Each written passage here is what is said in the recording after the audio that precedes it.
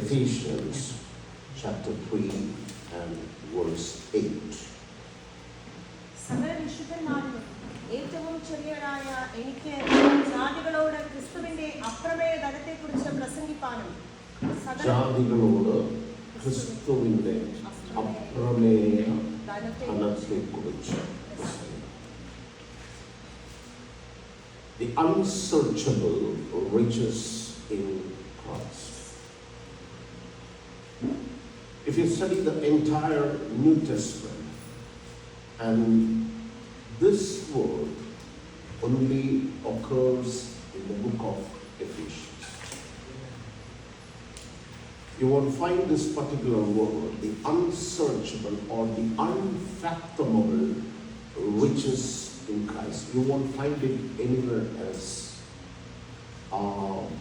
Anywhere else you won't find that particular word, or Paul is using it repeatedly.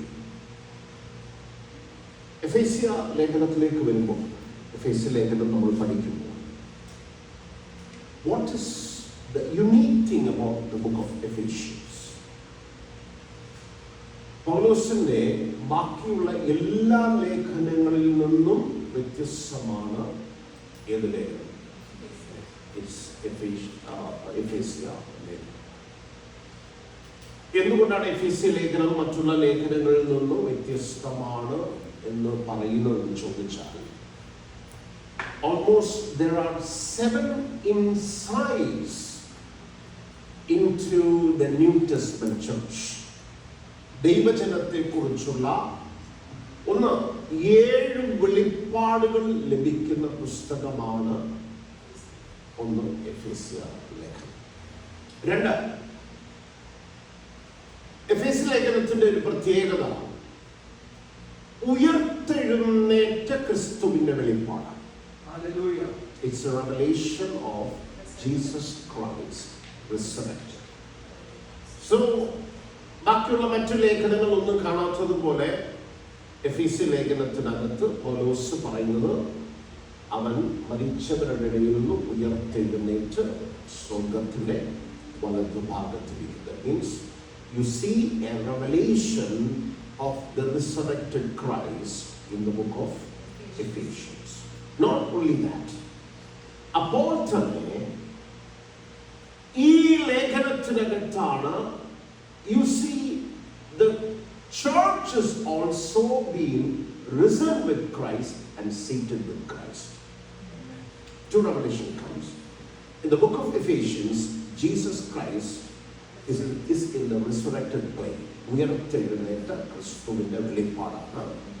At the same time, the church is also being resurrected and being seated with him. So to understand the book of Ephesians, you need to have a certain level of elevation. Without experiencing the resurrection, being what is to be resurrected with Christ, if you don't elevation നിന്നുകൊണ്ട് നോക്കിയെങ്കിൽ മാത്രമേ you certain mysteries unfold ആയി വരുന്നത് കാണുവാൻ കഴിയും. So one thing you have to keep in mind is, in the book of ഈ പുസ്തകത്തിനകത്ത് യേശു ക്രിസ്തു ഉയർത്തെഴുന്നേറ്റവനാണ്. അവൻ ഉയർത്തെഴുന്നേറ്റി അവനെ 1-ാം അധ്യായത്തിൽ പറയുന്നു സ്വർഗത്തിൽ ഇരുത്തിയിരിക്കുന്നു. അപ്പോൾ തന്നെ സഭയും അവനോട് ഉയർത്തെഴുന്നേറ്റ് എവിടെ ഇരുത്തിക്കപ്പെട്ടിരിക്കുന്നു? സ്വർഗത്തിലിരിക്കും. So we will ആ ഒരു പെർസ്പെക്റ്റീവിലാണ് we need to. അപ്പോൾ ഉയർത്തെഴുന്നേറ്റ കർത്താവിന്റെ വെളിപ്പാടാണ് എഫേസ്യ ലേഖനം. അതേപോലെ തന്നെ ഉയർത്തെഴുന്നേറ്റ ഒരു വിശ്വാസി അല്ലെങ്കിൽ ചർച്ച് ആ ഉയർത്തെഴുന്നേറ്റ റലത്തിൽ നിന്നുകൊണ്ട് മാത്രം ഗ്രഹിക്കുവാൻ കഴിയുന്ന ചില വെളിപ്പാടുകളാണ് എഫേസ്യ ലേഖനത്തിലുണ്ട്. Before I get into that, ഈ എഫേസ്യ ലേഖനം പഠിക്കുമ്പോൾ you get almost 7 revelations about the church. ഒന്നാമത്തെ റെവലേഷൻ എന്ന് പറയുന്നത് 1-ാം അധ്യായം അതിന്റെ 22-ാം വാക്യത്തിലാണ് അവന്റെ രക്തത്താൽ വിലയ്ക്ക് വാങ്ങപ്പെട്ടവരെ സഭ എന്ന് വിളിക്കുന്നത്. എക്ലേഷ്യ എന്ന വേർഡ് കാണുവാൻ കഴിയും. എക്ലേഷ്യ. Now he is calling the people who has been അവന്റെ രക്തത്താൽ വാങ്ങപ്പെട്ട അവരെ വിളിക്കുന്ന ഒരു പേരാണ് അവിടെ സഭ എന്നാണ് വിളിക്കുന്നത്. അപ്പോൾ തന്നെ 23-ാം വാക്യത്തിൽ അവന്റെ ശരീരം എന്ന് വിളിക്കുന്നത്, അവന്റെ ശരീരമാകുന്ന സഭയ്ക്ക്. അപ്പൊ രണ്ട് ടേംസ് ആണ് കാണുന്നത്. One is he is calling his people as ecclesia, and second, രണ്ടാമത് ഉപയോഗിക്കുന്ന ടേം എന്ന് പറഞ്ഞാൽ his body. Now, before I go further, what does the word ecclesia means? You need to understand. What does the word ecclesia means? You can see ecclesia was not at all a spiritual word. Ecclesia was it's a word. It's a material word. It's a word used in the world. And you can see it if you study the book of Acts and chapter 19 in English Bible. 3 times the word ecclesia is being used, and it is used to address the elders of the city of Ephesus.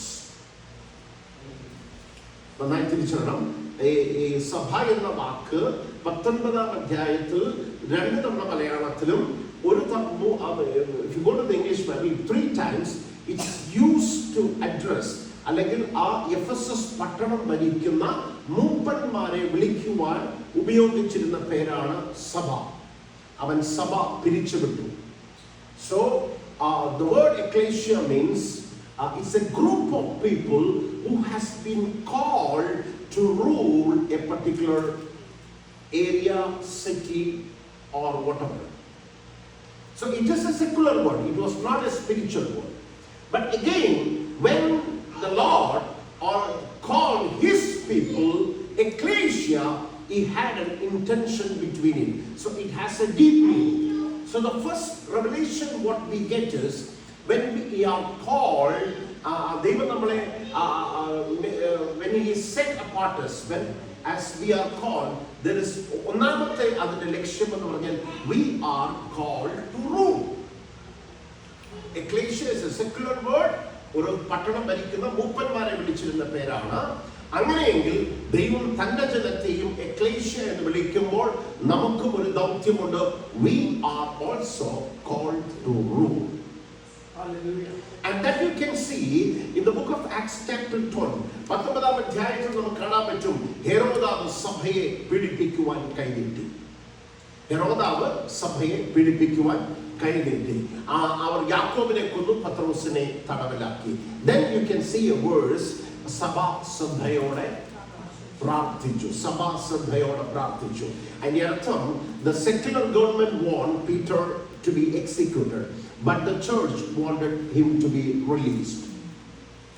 അവിടെ ഏത് തീരുമാനമാണ് നടപ്പാക്കിയെന്ന് വെച്ചാൽ സഭയുടെ തീരുമാനമാണ് നടപ്പാക്കിയത്. അവിടെ സഭയുടെ അതിനകത്ത് കുറച്ചുകൂടെ പോകാനുണ്ടെങ്കിലും it will take much time, so I leave it there. You can see സഭയുടെ തീരുമാനമാണ് നടപ്പാക്കിയത്. ഇതിന്റെ വെളിപ്പാട് മനസ്സിലാക്കണമെങ്കിൽ if you want to understand a little bit deeper this revelation, ഇങ്ങനെ സങ്കീർത്തനങ്ങളുടെ പുസ്തകത്തിൽ ഇങ്ങനെ വാക്യം കിടപ്പുണ്ട്. അവൻ സിയോന്റെ നടുവിൽ നിന്നുകൊണ്ട് അവൻ ചെങ്കോലിനെ നീട്ടുന്നു. സിയോന്റെ നടുവിലാണ് ചെങ്കോൽ നീട്ടപ്പെടുന്നത്. എന്തുവായി ചെങ്കോൽ നീട്ടപ്പെടുക എന്ന് പറഞ്ഞാൽ the king is executing his judgment. അതാണ് ചെങ്കോൽ നീട്ടുക എന്ന് പറയുന്നത്. ചെങ്കോൽ നീട്ടുക എന്ന് പറഞ്ഞാൽ the king is executing his judgment. അപ്പോൾ ഇവിടെ സങ്കീർത്തനത്തിൽ പറയുന്നു അവൻ സിയോന്റെ നടുവിൽ ഇരുന്ന് അവൻ ചെങ്കോലിനെ നീക്കുന്നു. അപ്പൊ സിയോന്റെ നടുവിൽ ആരാ ചെങ്കോൽ നീക്കുന്നത്? ദൈവം ചെങ്കോലിനെ നീട്ടുന്നു. അപ്പം എന്തിന്റെ നടുവിലേക്ക് അവൻ ചെങ്കോൽ നീട്ടുന്നത്? സിയോന്റെ നടുവിലാണ്. So who is Zion? സയനാണ്. പിന്നെയും സയൻ ആണെന്ന് മനസ്സിലാക്കണമെങ്കിൽ നമ്മൾ എബ്രായ ലേഖനം 12-ാം അധ്യായത്തിലേക്ക് നിങ്ങൾ ശ്രദ്ധ കൊണ്ടുവരണം. 12:22-24 പിന്നെയോ നിങ്ങൾ സിയോൻ പർവ്വതത്തിനും, ആ വാക്യം ഒന്ന് വേണമെങ്കിൽ വായിക്കാമോ? 12:22-24 വാക്യം. എബ്രായ ലേഖനം 12-ാം അധ്യായം. പിന്നെയോ നിങ്ങൾ സിയോൻ പർവ്വതത്തിലും ജീവനുള്ള ദൈവത്തിന്റെ നഗരമായ സ്വർഗീയ യെരൂശലേമിലും അനേകായിരം. See, if you read that text from 22 to 24, അതൊരു we don't read. 22 മുതൽ 24 വരെ വായിക്കുമ്പോൾ you can see a lot of information stuffed into that particular verse. ഇതിനെ എങ്ങനെ നിങ്ങൾ വിഭജിച്ച് പഠിക്കുമെന്ന് ചോദിച്ചാൽ, ഇതിനെ ഒന്നാമത് ദൈവത്തിന്റെ വാസസ്ഥലത്തെ കുറിച്ചൊരു വിവരണത്തെ കാണാൻ പറ്റും. ദൈവത്തിന്റെ വാസസ്ഥലത്തെ കുറിച്ചൊരു വിവരണം. ദൈവത്തിന്റെ വാസസ്ഥലം ഏതൊക്കെയാണെന്ന് നോക്കിയേ. ഒന്നാമത്തെ വാസസ്ഥലം സിയോൻ. രണ്ടാമത്തെ വാസസ്ഥലത്തിന്റെ പേര് ജീവനുള്ള ദൈവത്തിന്റെ നഗരം. 3 സ്വർഗീയ യെരൂശലേം. 3 വാസസ്ഥലത്തിന്റെ 3 പേരുകൾ കാണാൻ പറ്റും. അവിടെ അടുത്ത വാക്യത്തിനകത്ത് ആരൊക്കെ അവിടെ വസിക്കുന്നുള്ള 1 ദൂതന്മാർ, ആദിജാതന്മാരുടെ സഭ, സിദ്ധന്മാരായ നീതിമാന്മാരുടെ ആത്മാക്കൾ. ഇനി അടുത്തത് the description of ദൈവത്തെ കുറിച്ചുള്ള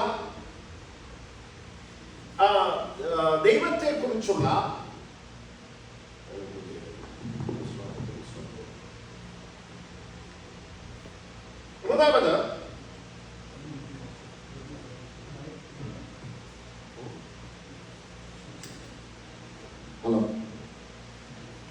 and the third thing is the description of God himself. ദൈവത്തെ കുറിച്ച് തന്നെയുള്ള ഒരു ഡിസ്ക്രിപ്ഷനാണ് കാണുന്നത്. എല്ലാവരുടെയും ദൈവമായ ന്യായാധിപതി, പുതിയ നിയമത്തിന്റെ മധ്യസ്ഥനായ യേശു, ഹാബേലിന്റെ രക്തത്തെക്കാൾ ഗുണകരമായി സംസാരിക്കുന്ന യേശുവിന്റെ രക്തം. ഈ വാക്യത്തെ 3ആയിട്ട് തിരിക്കണം. 1 ദൈവത്തിന്റെ വാസസ്ഥലത്തെ കുറിച്ചുള്ള വിവരണം. 2 അവിടെ ആരൊക്കെ വസിക്കുന്നു. 3 ദൈവത്തെ കുറിച്ചുള്ള വിവരണം. ഈ ഒറ്റ വാക്യത്തിനകത്ത് 3 കാര്യങ്ങളാണ്. നിങ്ങൾ ശ്രദ്ധിച്ച്, ഞാൻ ഫാസ്റ്റായിട്ട് പോകുന്ന സമയമില്ലാത്തതുകൊണ്ടാണ്, ഇല്ലെങ്കിൽ അപ്രമേയ നിലം തൊടാൻ പറ്റത്തില്ല. ഇത് സ്ലോ ഡൗൺ ആയിട്ട് പോയിന്റിൽ പിടികിട്ടത്തുള്ളൂ. ഈ ഒറ്റ വാക്യത്തിനകത്ത് 3 കാര്യങ്ങളാണ് സംഭവിച്ചിരിക്കുന്നത്. ദൈവത്തിന്റെ വാസസ്ഥലത്തെ കുറിച്ചുള്ള വിവരണമുണ്ട്, അവിടെ വസിക്കുന്നത് ആരാന്നുണ്ട്, ദൈവത്തെ കുറിച്ചുള്ള വിവരണം. അവന്റെ വാസസ്ഥലത്തിന് 3 പേരുകളാണ്. സിയോൻ 1 ജീവനുള്ള ദൈവത്തിന്റെ നഗരം, സ്വർഗീയ യെരൂശലേം. രണ്ടാമത് അവിടെ ആരൊക്കെ വസിക്കുന്നത്, ദൂതന്മാർ, ആദിജാതന്മാരുടെ സഭ, സിദ്ധന്മാരായ നീതിമാന്മാരുടെ ആത്മാക്കൾ. അടുത്തത് ദൈവത്തെ കുറിച്ചുള്ള വിവരണം. എല്ലാവരുടെയും ന്യായാധിപതിയായ ദൈവം, പുതിയ നിയമത്തിന്റെ മധ്യസ്ഥനായ യേശു, ആബേലിന്റെ രക്തത്തെക്കാൾ ഗുണകരമായി സംസാരിക്കുന്ന യേശുവിന്റെ രക്തം. സോ ഒറ്റ വാക്യത്തിനകത്ത് you can see the whole lot of thing. I can take hours describing each and everything. കാരണം 3 ആ ഒറ്റ വാക്യത്തിനകത്ത് അതിനെ നമുക്ക് 3ആയിട്ട് തിരിക്കാം. ആ 3നെ വീണ്ടും into 3 ആയിട്ട് തിരിച്ചു പോകാം. പക്ഷെ ഒറ്റ കാര്യം പറയാനാണ് ഞാൻ ഈ ഭാഗം എടുത്തത്. അവൻ സിയോന്റെ നടുവിൽ നിന്നുകൊണ്ടാണ് അവൻ ചെങ്കോലിനെ നീട്ടുന്നത്. അപ്പം ആ സിയോൻ എന്ന് പറയുന്നത് ദൈവത്തിന്റെ വാസസ്ഥലത്തിന്റെ പേരാണ്. അവിടെ ആരൊക്കെയാ കൂടുന്നെന്ന് ചോദിച്ചാൽ, ദൂതന്മാർ, ആദിജാതന്മാരുടെ സഭ. ആദിജാതന്മാരുടെ സഭ ആരാ? ആദിജാതന്മാരുടെ സഭ എന്ന് പറയുന്നത് നമ്മളെ കുറിച്ചാണ് പറയുന്നത്. നമ്മളെ കുറിച്ചാ. 1 ദൂതന്മാർ, ആദിജാതന്മാരുടെ സഭ, സിദ്ധന്മാരായ നീതിമാന്മാരായ ആത്മാക്കൾ. That speaks about the Old Testament saints. അപ്പൊ ദൈവത്തിന്റെ വാസസ്ഥലത്തിന്റെ ഒരു പേരെന്തുവാ? എത്ര പേരുകളുണ്ട്? സിയോൻ, ജീവനുള്ള ദൈവത്തിന്റെ നഗരം, സ്വർഗീയ യെരൂശലേം. അപ്പൊ ഒരു പേര് സിയോൻ എന്നാണ്. ആ സിയോനിൽ കൂടി വരുന്ന ആരൊക്കെയാണ്? ദൂതന്മാർ, ആദിജാതന്മാരുടെ സഭ, സിദ്ധന്മാരായ. See the verse. അവൻ സിയോന്റെ നടുവിൽ നിന്ന് അവൻ ചെങ്കോലിനെ നീട്ടുന്നു.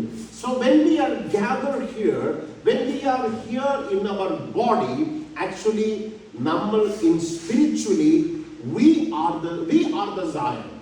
ആത്മീയത്തിൽ നമ്മൾ we are gathered, അല്ലെങ്കിൽ ദൈവത്തിന്റെ വാസസ്ഥലത്ത് കൂടുന്നവരുടെ ഗണത്തിലും നമ്മൾ ആയിരിക്കുന്നു. Even though we are bodily present in this earth, spiritually we are seated in the heavenliness. അതുകൊണ്ടാണ് ഇവിടെ ഇരിക്കുന്നത്, അവൻ സിയോന്റെ നടുവിൽ ഇരുന്നുകൊണ്ട് ചെങ്കോലിനെ നീട്ടുന്നു. അപ്പോൾ ദൈവം എങ്ങനെ ഭരിക്കുന്നു അറിയാമോ?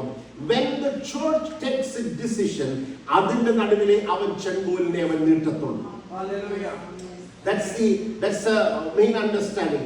When he called നമ്മളെ അവൻ സഭ എന്ന് വിളിച്ചപ്പോൾ, അവൻ എക്ലേഷ്യ എന്ന് വിളിച്ചപ്പോൾ, the purpose behind that is he has called us to rule.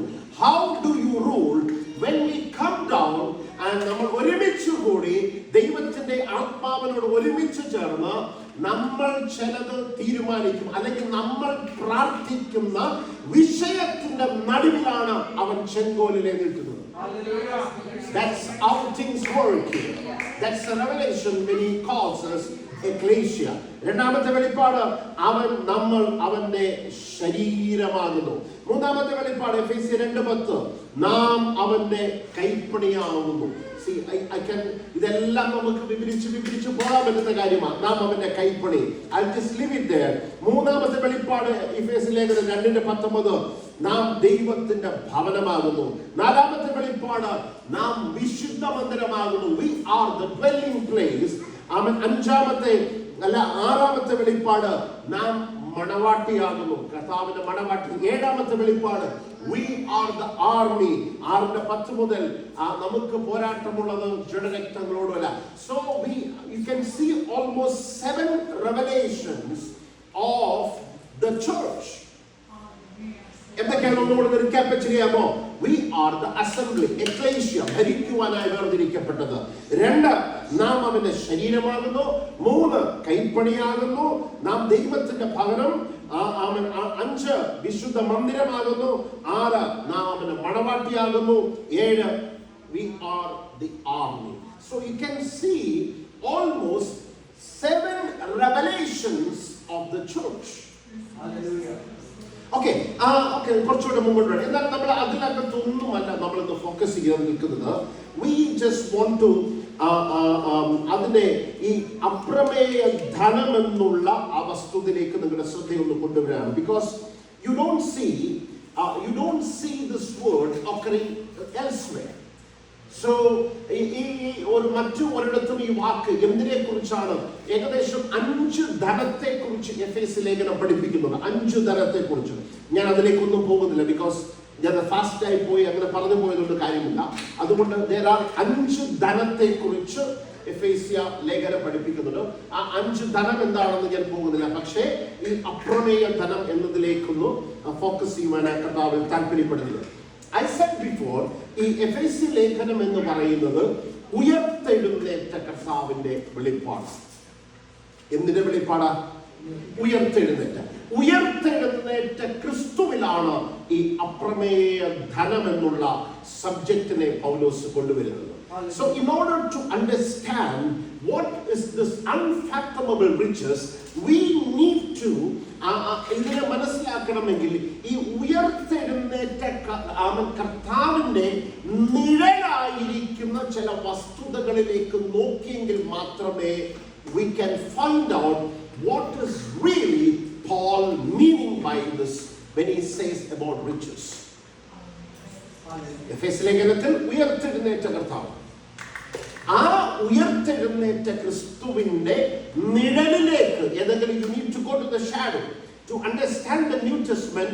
Every time you need to go back to the Old Testament and അവിടുത്തെ മിസ്റ്ററി അൺഫോൾഡ് ചെയ്തെങ്കിലേ നമുക്കത് മനസ്സിലാക്കാൻ കഴിയത്തുള്ളൂ. So there are many, കർത്താവായ യേശു ക്രിസ്തുവിനെ അനവധി നിഴലുകളെ നമുക്ക് പഴയ നിയമത്തിൽ കാണുവാൻ കഴിയും. For example, Passover was one shadow, and we have heard the red heifer was a shadow, manna was a shadow, and all these, there are many things, shadows of Jesus Christ, but you don't find much shadow. എന്നാൽ ഉയർത്തെഴുന്നേറ്റ കർത്താവിന്റെ നിഴലായി ഒത്തിരി വസ്തുക്കളെ കാണുന്നു. പലതിനും കർത്താവിന്റെ നിഴലുണ്ടെങ്കിലും but a shadow of resurrected Christ you won't find much. അധികമായ നിഴലുകളെ കാണത്തില്ല. എന്നാൽ one exception is പഴയ നിയമത്തിനകത്തെ ഉയർത്തെഴുന്നേറ്റ കർത്താവിന്റെ നിഴലായിട്ട് നമുക്ക് കാണാൻ പറ്റുന്നത് കനാൻ ദേശമാണ്. Because ഉയർത്തെഴുന്നേറ്റ ക്രിസ്തുവിന്റെ ഒരു നിഴൽ എന്ന് പറയുന്നത് കനാൻ ദേശമാണ്. ആ കനാൻ ദേശത്തിലേക്ക് നോക്കാതെ ഈ അപ്രമേയ ധനത്തെ മനസ്സിലാകത്തുമില്ല. അപ്പം എഫേസ്യ ലേഖനത്തിൽ ഉയർത്തെഴുന്നേറ്റ കർത്താവിന്റെ വെളിപ്പാട്, അപ്പം ഉയർത്തെഴുന്നേറ്റ ക്രിസ്തുവിന് അപ്രമേയ ധനമിരിക്കും. അപ്പൊ ഈ അപ്രമേയം ഗ്രഹിക്കണമെങ്കിൽ ഞാൻ ഉയർത്തെഴുന്നേറ്റ കർത്താവിന്റെ നിഴലായിരിക്കുന്ന കനാൻ ദേശത്തിലേക്ക് നോക്കിയെങ്കിൽ മാത്രമേ what is actually or really Paul is trying to communicate we understand.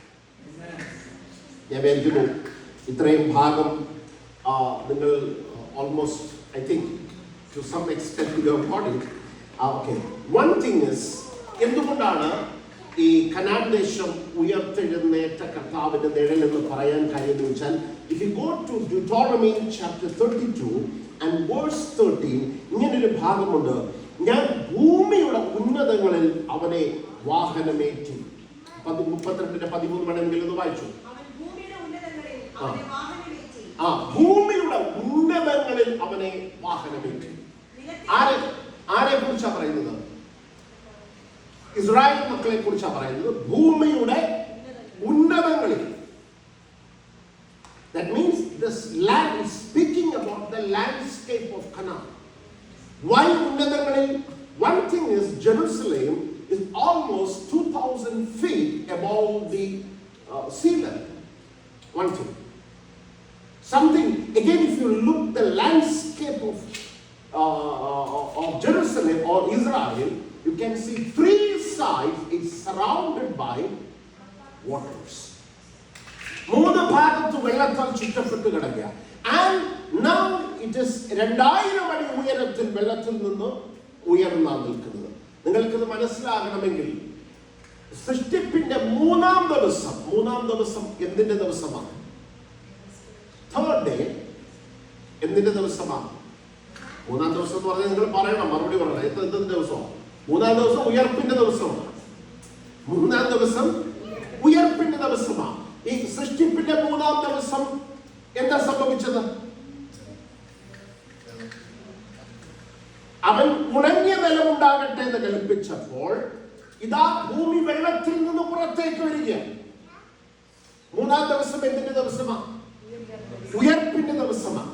മൂന്നാം ദിവസം എന്ത് സംഭവിച്ചു? വെള്ളത്തിൽ നിന്ന് നിങ്ങളെ സ്നാനപ്പെടുത്തിയപ്പോൾ എങ്ങനെ പറഞ്ഞ പാസ്റ്റർ സ്നാനപ്പെടുത്തിയത്? വെള്ളത്തിന്റെ അടിയിലോട്ട് കൊണ്ടുപോയപ്പോ എന്ത് പറഞ്ഞു? എന്തിന്റെ? അവന്റെ മരണത്തിൽ പങ്കാളിയായി. പുറത്തോട്ട് കൊണ്ടുവന്നപ്പോഴോ?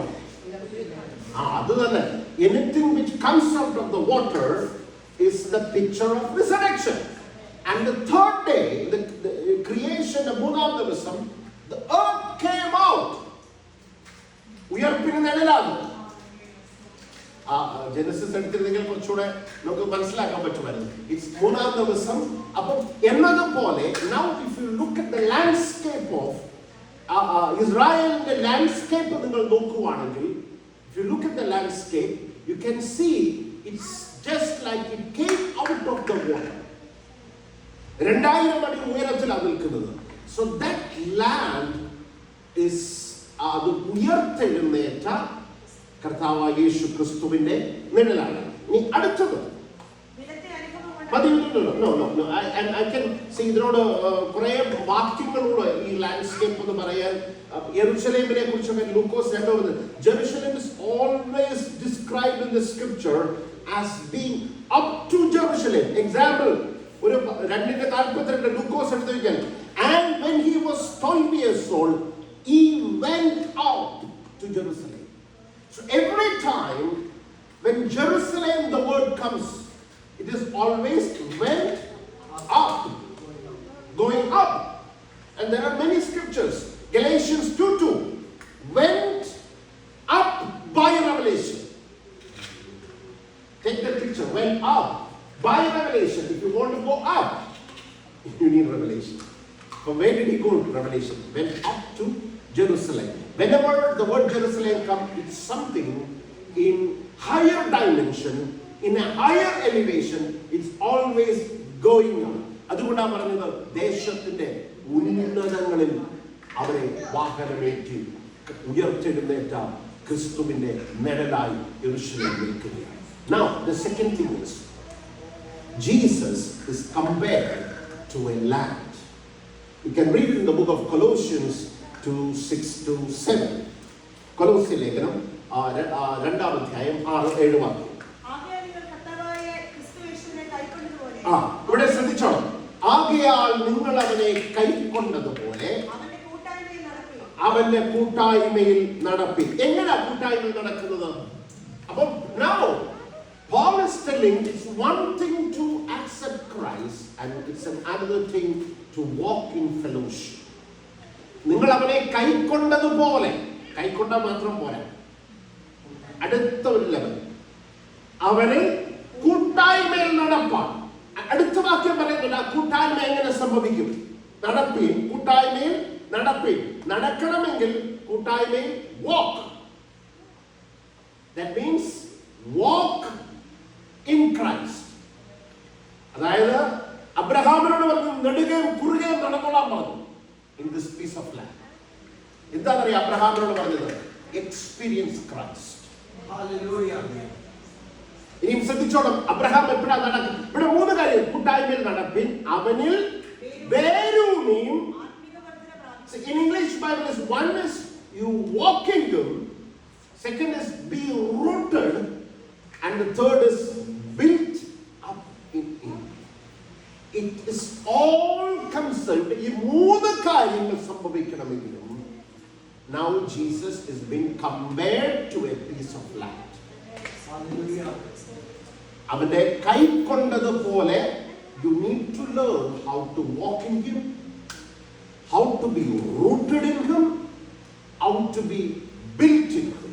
Hallelujah. So when did God said to Abraham to walk?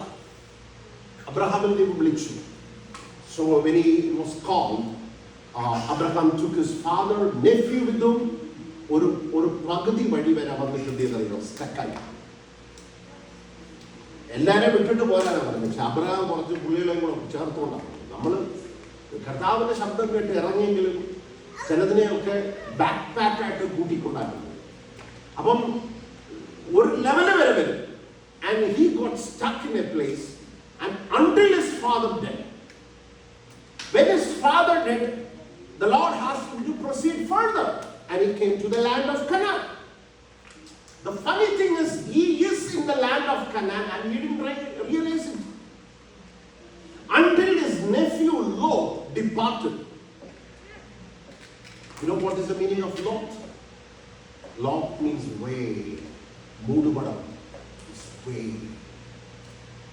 When Lot departed, immediately God says to Abraham, lift your face and look. Hallelujah. He was in the promised land, but he couldn't see the goodness of the land. Hallelujah. There was a way in his life.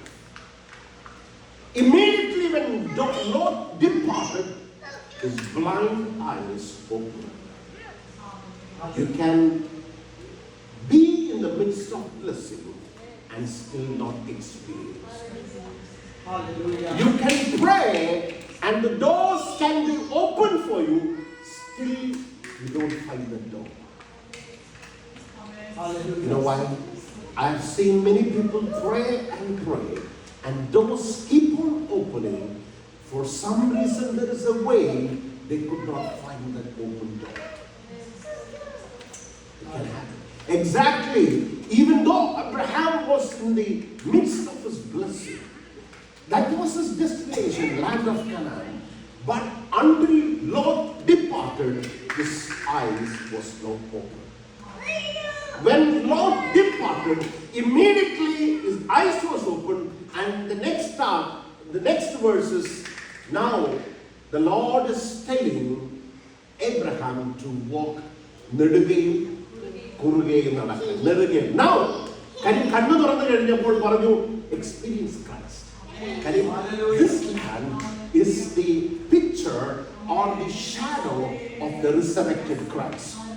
Hallelujah. Abraham started to walk to and fro. He is now walking. Hallelujah.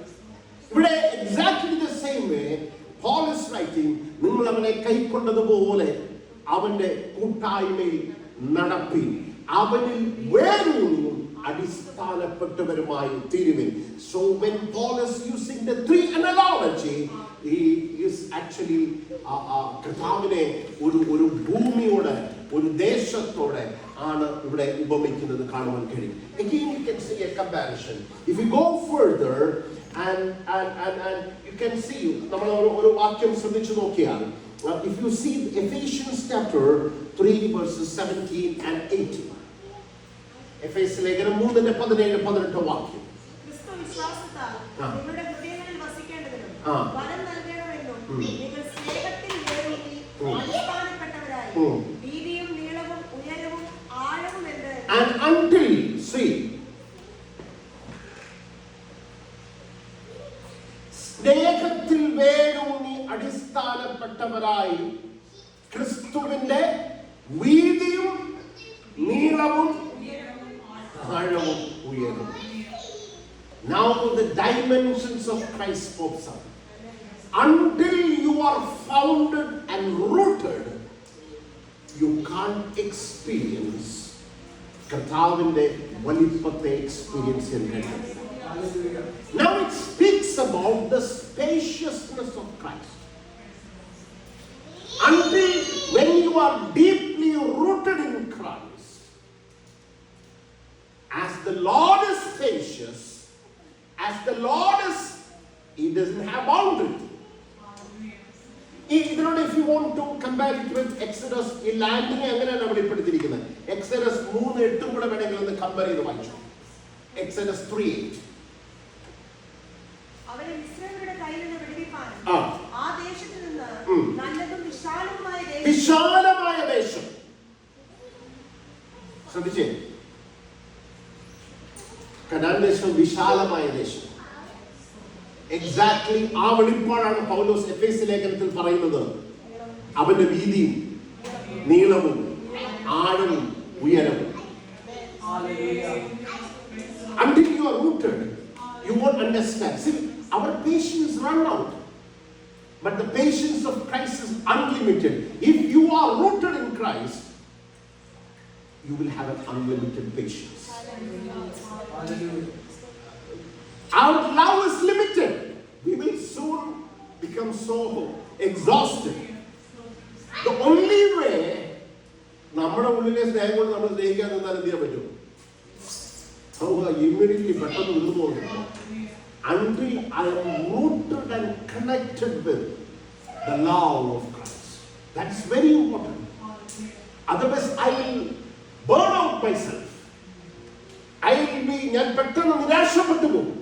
ഞാൻ പെട്ടെന്ന് മനസ്സ് മടുത്തു പോകും. Why?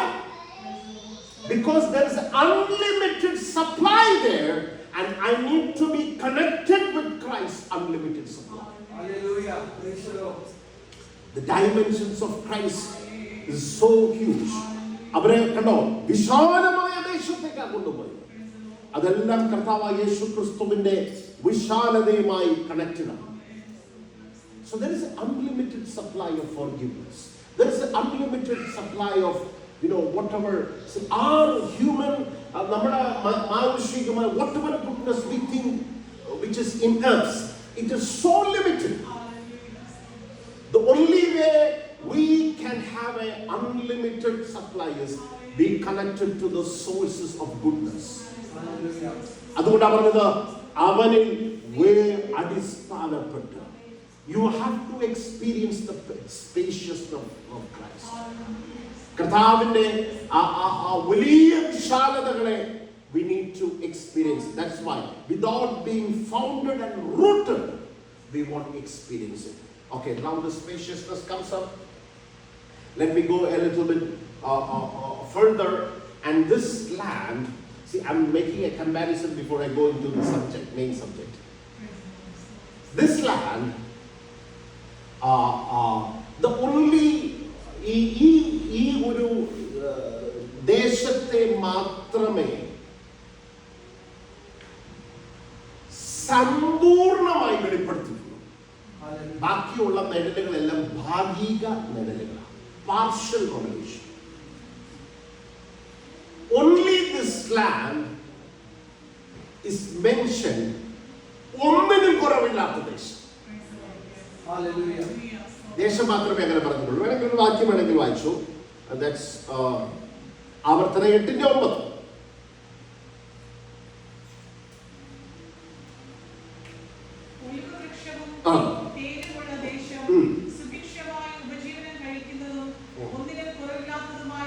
ഒന്നിനും കുറവില്ലാത്ത ദേശം. അവരെങ്ങോട്ടാ കൊണ്ടുപോയെ? ഇതെല്ലാം ഒന്നിനും കുറവില്ലാത്ത ക്രിസ്തുവിന്റെ നേടലാണ്. ഒന്നിനും കുറവില്ലാത്ത ദേശം. മന്ന വാസ് നോട്ട് ദ ഡെസ്റ്റിനേഷൻ. ബാക്കിയുള്ള ഒന്നുമല്ല destination. What was A destination? ഒന്നിനും കുറവില്ലാത്ത ദേശം.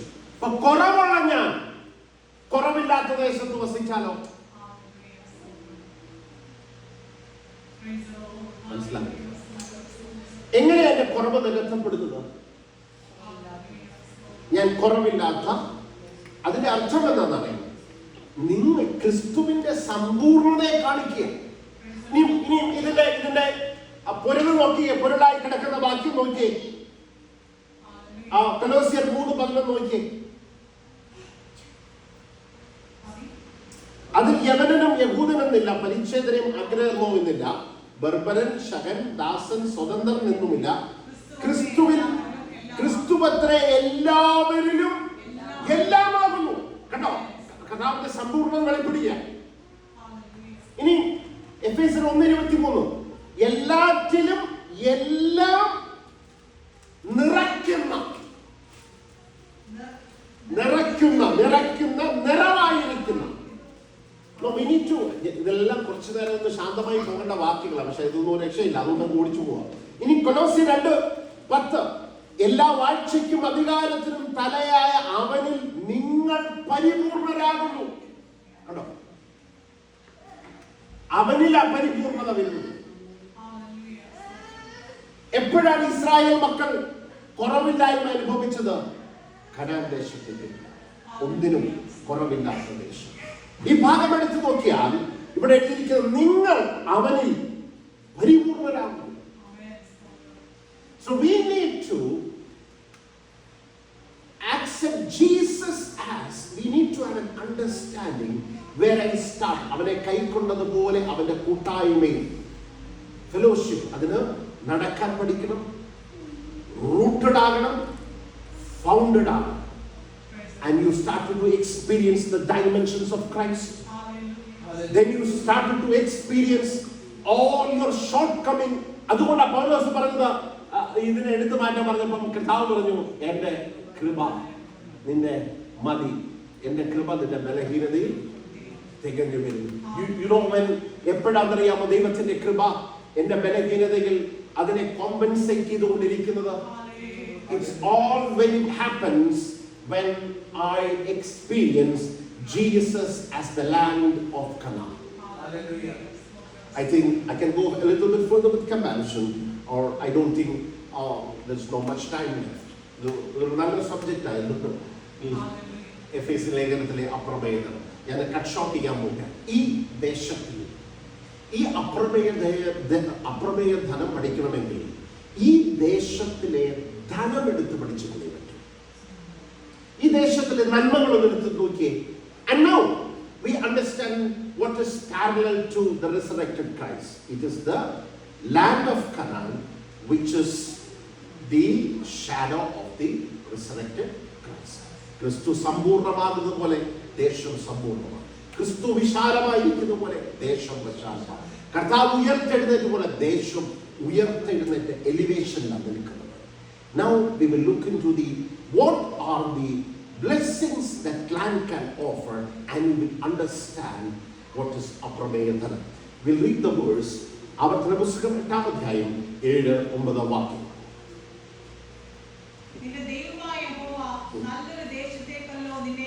കണ്ടോ? നല്ലൊരു ദേശത്തേക്ക്. Almost you need to understand 12 times it is written നല്ല ദേശം, good land. എന്നിട്ട് 2 തവണ പറഞ്ഞു ഏറ്റവും നല്ല ദേശം.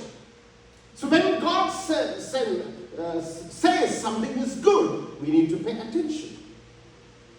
Almost 12 times it is written good land. 2 വട്ടം പറഞ്ഞു very good land.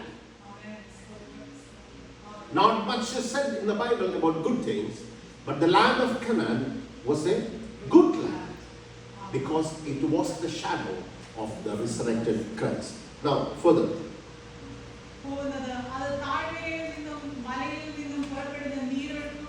Now, I'll just, rather reading it, I'll just break it for you. ഒന്ന്, ഭൂപ്രകൃതി. ആ ഭൂപ്രകൃതിയെ കുറിച്ച് എഴുതിയിരിക്കുന്ന മലകളും താഴ്വരകളുമുള്ള ദേശമാണ്. രണ്ട്, 3 ജല സ്രോതസ്സുകളുണ്ട്. ഉറവയുണ്ട്, നീരൊഴുക്കുണ്ട്, തടാകമുണ്ട്. അടുത്തത് 2 ധാന്യങ്ങൾ കാണാൻ പറ്റും. ഗോതമ്പും യവം. കർത്താവിന്റെ ആഴമുള്ള വെളിപ്പാടാണ്. ഗോതമ്പും അവൻ യവം എടുത്താണ് വാഴ്ത്തി നുറുക്കിയത്. ആദ്യഫലക്കറ്റ യവമാണ്. അവൻ അപ്പോൾ തന്നെ പറയുന്നത് ഞാൻ ഗോതമ്പാണ്. So these are all the revelations of Christ. ആ ഗോതമ്പും യവവും മാത്രം അടുത്തൊരു 3 മണിക്കൂർ എടുക്കാൻ പറ്റും. കർത്താവിന്റെ 2 വെളിപ്പാടാണ്. We need to experience him as ഗോതമ്പായിട്ട് എക്സ്പീരിയൻസ് ചെയ്യണം, യവവുമായിട്ട് എക്സ്പീരിയൻസ് ചെയ്യണം. There is a difference between what is yavam and wheat. Okay, then അടുത്ത് വരുന്നത് 4 വൃക്ഷഫലമാണ്. മുന്തിരിവള്ളിയുണ്ട്, അത്തിവൃക്ഷമുണ്ട്, മാതളമുണ്ട്, ഒലിവ് വൃക്ഷമുണ്ട്. അടുത്ത 4 കർത്താവിന്റെ വെളിപ്പാട്. അവിടെ തീരുന്നില്ല. ധാതുക്കൾ, മിനറൽസ് ഉണ്ട്. കല്ല്, ഇരുമ്പ്, മല, താമ്രം.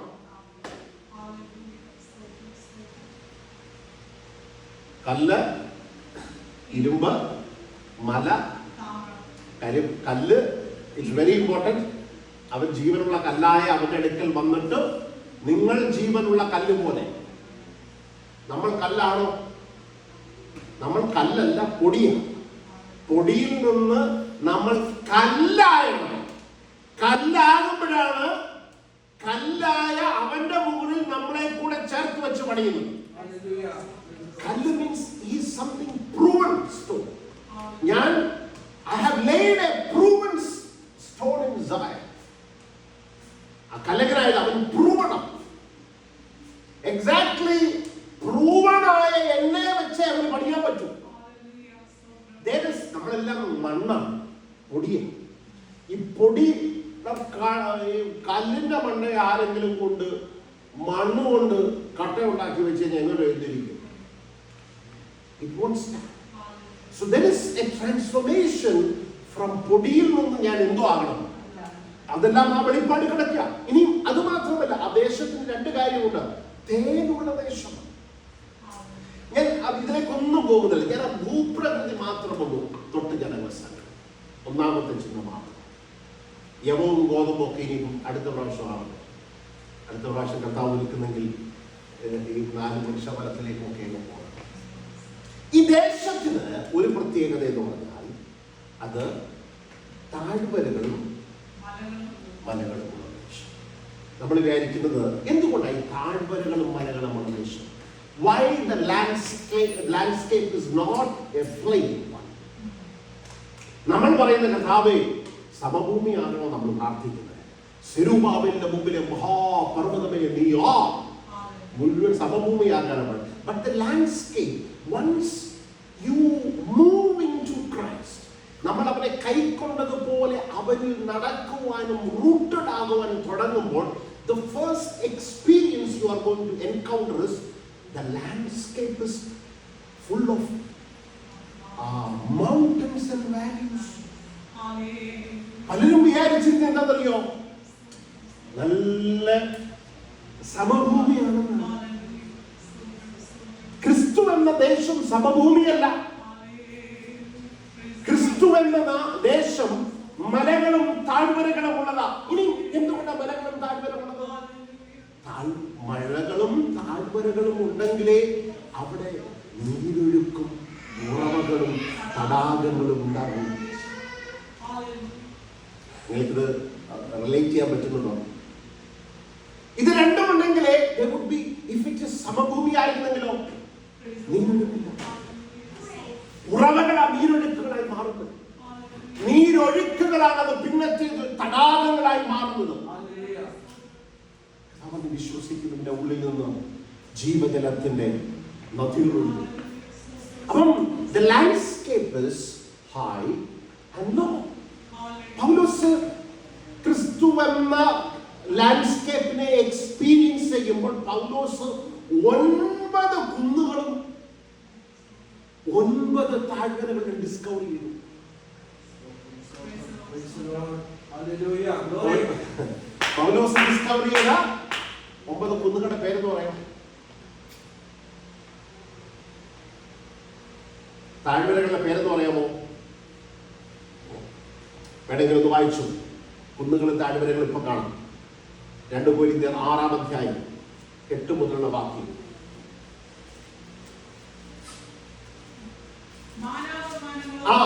ഒന്നാമത്തെ കുന്ന് മാനം. മാനം എന്തുവാ? കുന്ന.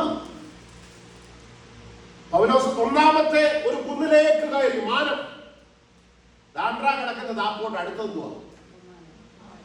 അല്ല, മനസ്സിലാക്കുക. ക്രിസ്തുവിന്റെ ലാൻഡ്സ്കേപ്പാണ് ഞാൻ പറയുന്നത്. നമ്മളാണെങ്കിൽ ആ കുന്നിന്റെ മാനത്തിന്റെ കുന്നിൽ കയറിയിട്ട് അപ്പുറത്തെ കുന്നിലേക്ക് ചാടാൻ നിൽക്കുക. മാനാപമാനം. അടുത്തത് ദുഷ്കീർത്തി, സൽകീർത്തി. അടുത്ത താഴ്വരയാ ദുഷ്കീർത്തി. ഇമ്മീഡിയറ്റ്ലി അവിടെ എന്നും ദുഷ്കീർത്തി അല്ല, സൽകീർത്തി. അടുത്ത കുന്നുകയും. അത് കഴിഞ്ഞില്ല. 3 ചതിയന്മാരായിരുന്നിട്ടും. ചതിയനെന്ന് വിളിക്കുമ്പോഴും. അടുത്ത 3 ആരും അറിയാത്തവരായിരുന്നിട്ടും എല്ലാവരും. ഒന്നും എടുത്തു പോകുന്നില്ല. അടുത്തത് മരിക്കുന്നവരായിരുന്നിട്ടും ഇതാ ഞങ്ങൾ ജീവിക്കുന്നു. കണ്ടോ, മരണവും ജീവനും. കുന്നും താഴ്വരയും. ശിക്ഷിക്കപ്പെടപ്പെടുന്നവരായിരുന്നിട്ടും കൊല്ലപ്പെടാത്ത. അടുത്തത് ദുഃഖിതരെങ്കിലും എപ്പോഴും സന്തോഷിക്കുന്നവർ. എന്നും ദുഃഖമല്ല, എന്നും സന്തോഷമല്ല. See the landscape. ചില പറയും എന്നും ദുഃഖമാണോ? കർത്താവിൽ കർത്താവിലായിരിക്കും.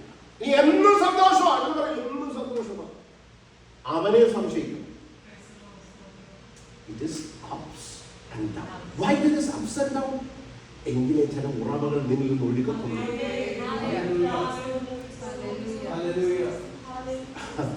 അതുകൊണ്ടാണ് പൗലോസ് പറഞ്ഞത് കർത്താവിന്റെ മരണത്തെ ഞങ്ങൾ ശരീരത്തിൽ വഹിക്കുക. എന്തിനറിയാം? നിങ്ങളിലേക്ക് ജീവൻ വ്യാപരിക്കും. Why he is carrying the death of Christ? To produce life. Sometimes we need to go through certain valleys of death. അതുകൊണ്ട് അവർ ഗോതമ്പ് മണി നിലത്ത് വീണ് ചാകുന്നില്ല എങ്കിൽ അങ്ങനെ ഇരിക്കുന്നു. ദരിദ്രരായിരുന്നിട്ടും പലരെയും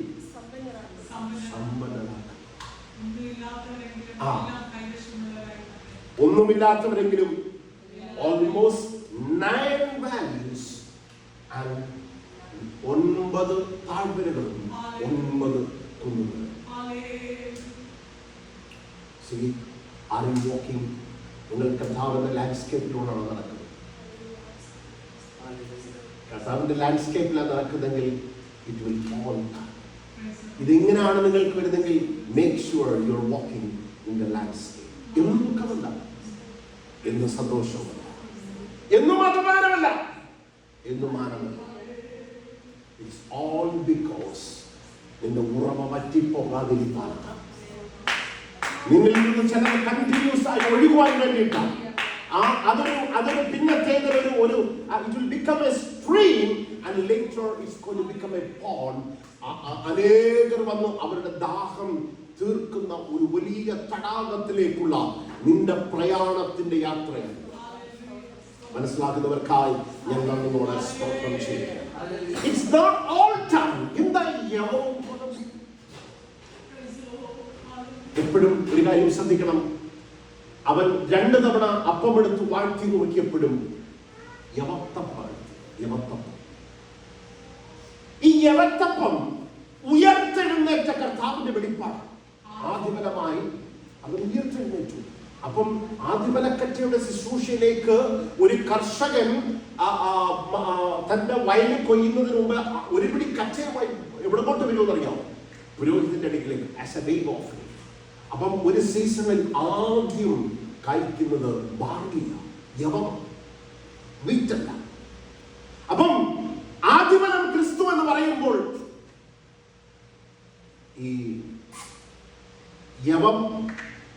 യവമായ കർത്താവിന്റെ വെളിപ്പാട്, ഉയർത്തെഴുന്നേറ്റ കർത്താവിന്റെ വെളിപ്പാട്. അപ്പം ഈ എപ്പോഴും അവൻ യവത്വം എടുത്തപ്പോഴൊക്കെയും വാഴ്ത്തി മുറിക്കപ്പോഴൊക്കെയും അധികം കർത്താവിന് അറിയത്തില്ലായിരുന്നു ഇത്രയും പേര് എത്ര അപ്പം ഇത് കഴിക്കുമെന്ന്. But every time we didn't understand why they came excess. അത് കർത്താവിന്റെ ഒരു വെളിപ്പാടാണ്. ഉയർത്തെഴുന്നേറ്റ കർത്താവിന്റെ നമ്മളൊരു വിഷയം പ്രാർത്ഥിക്കുമ്പോൾ എപ്പോഴും യവമായവനല്ല നമുക്ക്. ചിലപ്പോൾ യവമായ ക്രിസ്തു വെളിപ്പെടും. അത് യവമായ കർത്താവ് വെളിപ്പെടുന്നെങ്കിൽ എന്റെ ആവശ്യങ്ങളെക്കാട്ടിലും അധികമായ വിടുതലായി. പക്ഷെ ഗോതമ്പെന്ന് പറഞ്ഞാൽ every prayer has been answered. Either it would be the wheat, the Christ. ഈ ഗോതമ്പായ ക്രിസ്തുവാണ് വെളിപ്പെടുന്നെങ്കിൽ അവൻ തീയെ എടുത്ത് മാറ്റത്തില്ല, വെള്ളത്തെ മാറ്റത്തില്ല, തീയിൽ കൂടെ അവൻ നടത്തും, പക്ഷെ നീ വെന്തു പോകത്തില്ല. വെള്ളത്തിലൂടെ നീ പോകും, but still Jesus is there. Only thing is അവൻ വീട്ടായ കർത്താവാണ് ഇതിനെ കരം പിടിച്ചിരിക്കുന്നത്. എന്നാൽ ചില വിഷയങ്ങളോടുള്ള ബന്ധത്തിൽ കർത്താവ് അങ്ങനെയല്ല. യവമായവൻ നീ തീയിൽ കടക്കാതെ നിന്നെ അതിന്റെ മുകളിലൂടെ കൊണ്ടുപോകും. So you need to experience Christ in both the ways. We all time want instant miracles. Sometimes it happens. That means it's the revelation of യവമായ കർത്താവിന്റെ വെളിപ്പാട്. Sometimes there is no miracles. Sometimes I will have to very slowly, painstakingly walk through it. But still, Christ is with you. Experience, not every time experience Christ as a barley and wheat. One thing is, Christ is with you. Sometimes God will manifest himself as barley. Sometimes God will manifest him as wheat. Whatever thing is, Karthavu ninnodu kude undu. Why you are taken to a landscape of valley and mountains? നിന്റെ നീറുറവൻ എന്ന് സമഭൂമി നീ experience ചെയ്യുമ്പോൾ അന്ന് തിരിച്ചറിഞ്ഞോണം നിന്റെ ഉറവകൾ വറ്റാൻ തുടങ്ങി. കർത്താവിനോട് പ്രാർത്ഥിക്കുക, കർത്താവേ എനിക്ക് സമഭൂമിയല്ല വേണ്ടത്. I just want ups and downs. There are seasons. എല്ലാറ്റിനും സീസണുണ്ട്. കണ്ണുകൾ പ്രാർത്ഥിക്കുക. കർത്താവേ നല്ല സമയത്തിനായി സ്തോത്രം ചെയ്യുന്നു. ആമേൻ. ഒരുമിച്ച് നൽകിയ കൂട്ടായ്മയ്ക്കായി സ്തോത്രം. ആമേൻ. അവൻ ക്രിസ്തുവിന്റെ അപ്രമേയ ധനം. Amen. The unsearchable riches. We couldn't go deeply into all these aspects. But still, Amen, Lord, we think you have spoken to us. Amen. നീ എന്നെ കരം പിടിച്ചിരിക്കുന്നതിനായി സ്തോത്രം. Amen. അല്പ ജനമായിട്ടാണെങ്കിൽ പോലും there was a heavy presence of God. ദൈവത്തിന്റെ വലിയ സാന്നിധ്യം ഞങ്ങളുടെ മധ്യമുള്ളതിനായി സ്തോത്രം. ഇന്ന് പകൽ ഞങ്ങളെ ബലപ്പെടുത്തുന്നതിനായി സ്തോത്രം. ആമൻ. ചില കുന്നുകൾ കൂടെ ഞങ്ങൾ കുന്നുകളും ചില താഴ്വരകളും ഒക്കെ കർത്താവിനായി എക്സ്പീരിയൻസ് ചെയ്യുവാൻ Lord, every time when I pray, Amen, ഗോതമ്പായ ക്രിസ്തുവിനെയും എക്സ്പീരിയൻസ് ചെയ്യുവാൻ, ബാർലിയായ കർത്താവിനെ എക്സ്പീരിയൻസ് ചെയ്യുവാൻ കർത്താവ് ഞങ്ങളെ സഹായിക്കുന്ന കൃപയ്ക്കായി സ്തോത്രം. ഞങ്ങളെ ബലപ്പെടുത്തുന്ന കൃപയ്ക്കായി സ്തോത്രം. അവനിൽ വേരൂന്നി അവനിൽ നടക്കുവാൻ, അവനിൽ അടിസ്ഥാനപ്പെടുവാൻ കർത്താവേ ഞങ്ങൾ നിന്നിൽ സമ്പൂർണ്ണരാണ് എന്നുള്ള വെളിപ്പാട് കർത്താവേ, when we are rooted in you, we are complete. ആമൻ. ഞങ്ങൾ പൂർണ്ണരാണ്. ആമൻ. ഞങ്ങളുടെ ബലഹീനതകൾ തികഞ്ഞു വരുന്ന ദൈവത്തിന്റെ വലിയ കൃപയെ എക്സ്പീരിയൻസ് ചെയ്യുവാൻ ഞങ്ങളെ സഹായിക്കുന്ന കൃപയ്ക്കായി സ്തോത്രം. ഞാൻ ഈ സഭയെ ബ്ലസ് ചെയ്ത് പ്രാർത്ഥിക്കുന്നു. നിന്റെ ദാസനെ ദാസിയെ 3 തലമുറകളെയും ഇന്ന് പകൽക്കാലം അനുഗ്രഹിച്ചു പ്രാർത്ഥിക്കുകയാണ്. കർത്താവ് ഒരു വലിയ വർദ്ധനവ് സഭയ്ക്കുണ്ടാകട്ടെ. ഒരു വലിയ വിടുതൽ അവൻ ഭവനത്തിന്റെ അകത്തളങ്ങൾ വ്യാപരിക്കട്ടെ. അവൻ വലിയ ഫിനാൻഷ്യൽ ബ്രേക്ക് ത്രൂകൾ ഇന്ന് പകൽ ഞാൻ കൽപ്പിച്ച് പ്രാർത്ഥിക്കുകയാണ്. അവനെ ഒബ്സ്ട്രക്ട് ചെയ്യുന്ന തടസ്സമായി നിൽക്കുന്ന മുഖങ്ങൾ ഒടിഞ്ഞു പോകട്ടെ. I pray the mighty presence of God will be upon them. വലിയ ബ്രേക്ക് ത്രൂകൾ സംഭവിക്കാൻ സ്വർഗ്ഗമിടയാകട്ടെ. പ്രാർത്ഥന കേട്ടതിനായി സ്തോത്രം. യേശുവിൻ നാമത്തിൽ തന്നെ.